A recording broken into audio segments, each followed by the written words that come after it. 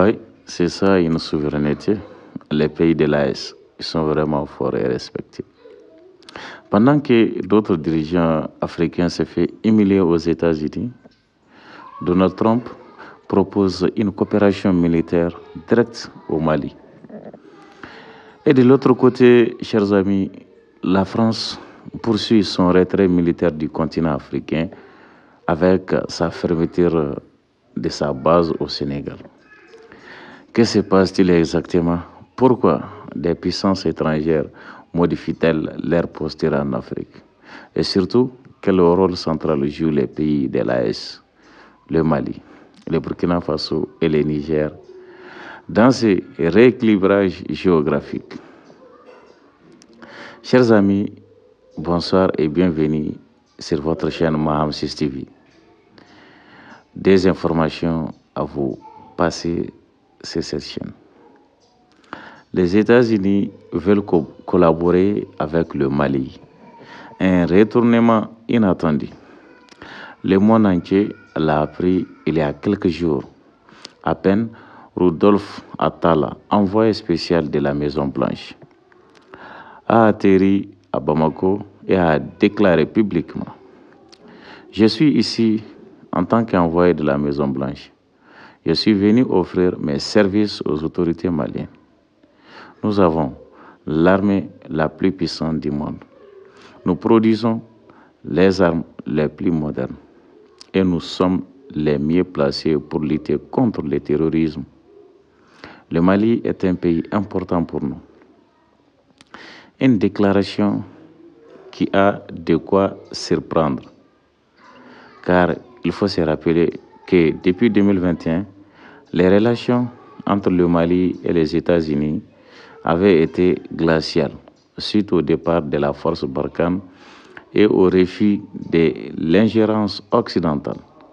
Bamako avait pris ses distances, affirmant haut et fort sa souveraineté, mais aujourd'hui, voilà que la première puissance militaire du monde revient sur ses pas.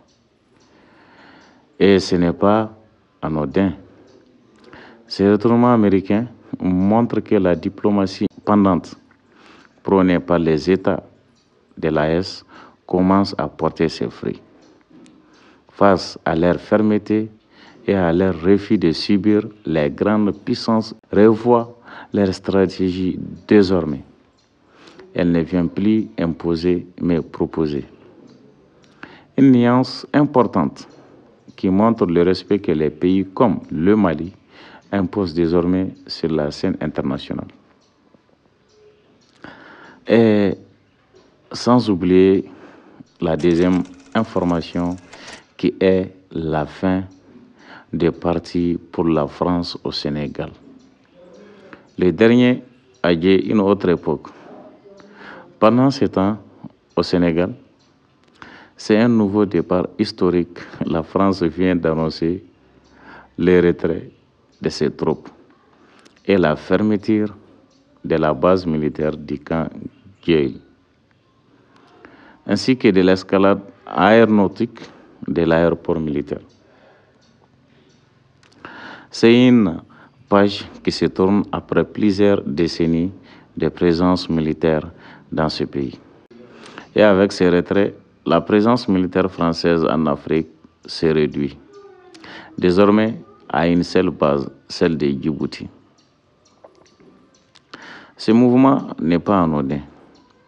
Après que le Mali a chassé la France, le Burkina Faso, le Niger, le Tchad, le Gabon et maintenant c'est au tour du Sénégal. La tendance est claire. L'Afrique de l'Ouest refuse de plus en plus la domination militaire étrangère. Ce que certains appellent le départ progressif de la France est en réalité le fruit d'un réveil des peuples africains, mené d'abord et courageusement par les pays de l'Alliance des États du Sahel, l'AES, les pays de l'AES. C'est d'abord eux qui ont commencé ce combat à chasser d'abord toutes les puissances militaires, les militaires, les bases militaires étrangères. Le Mali a commencé à les chasser. Après, c'est le tour du Burkina et après, c'est le Niger. Et maintenant que les autres pays africains commencent à se réveiller de leur sommeil. Donc, l'AES, des pays qui inspirent et qui dérangent, il faut les dire sans langue de bois. Le Mali, le Burkina Faso, le Niger ont ouvert une brèche en affirmant leur souveraineté et en rompant avec les schémas coloniaux et en exigeant le respect dans leur partenariat.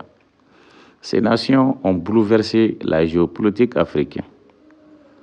Donc désormais, elles ne sont plus des exécutants passifs des grandes puissances. Elles sont des acteurs stratégiques qui choisissent leurs partenaires, qui priorisent leurs intérêts et qui imposent leurs règles.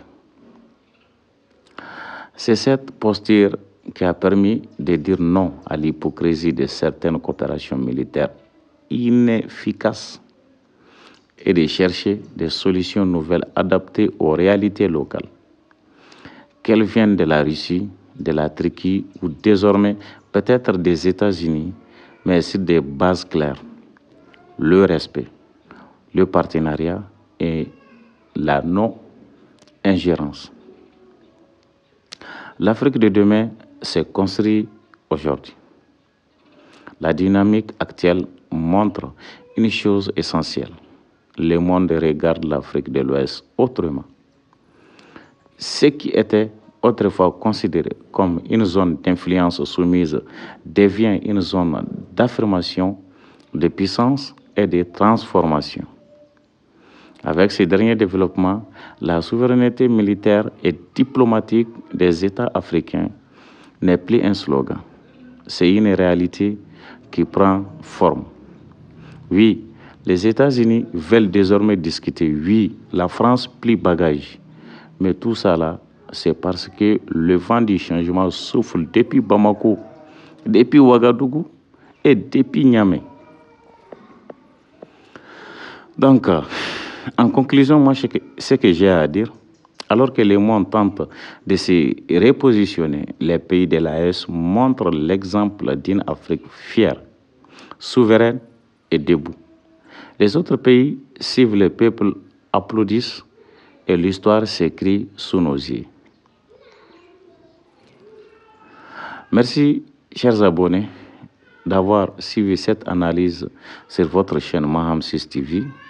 N'oubliez surtout pas de liker cette vidéo, de la partager et surtout de vous abonner à la chaîne pour ne rien rater des vérités africaines que les grands médias ne vous diront jamais. L'Afrique change, l'Afrique avance et c'est maintenant.